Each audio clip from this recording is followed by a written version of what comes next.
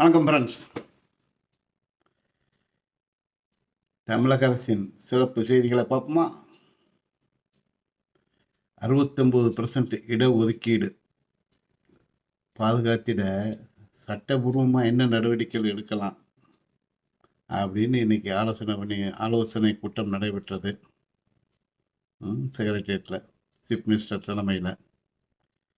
அதுக்கடுத்து மேகதாது அணை விவகாரம் தொடர்பாக பிரைம் மினிஸ்டருக்கு லெட்டர் எழுதியிருக்கிறார். அந்த ப்ரப்போசலை நிராகரிக்கணும்னு.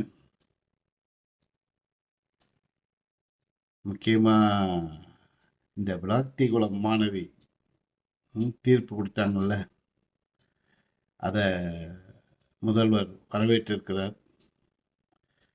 அரசின் நடவடிக்கைகளுக்கு இந்த தீர்ப்பு உறுதுணையாக இருக்கும் சொல்லியிருக்கிறார். அதுக்கடுத்து முதல்வர் முதல் முறையாக டெல்லி பயணம், புதன்கிழமை.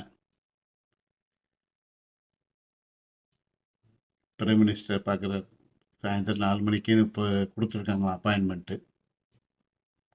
அதுக்கடுத்து அங்கே திருவள்ளுவர் சிலையை திறந்து வைக்கிறார் ஜவஹர்லால் யூனிவர்சிட்டியில்.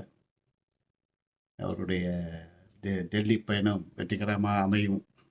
வணக்கம்.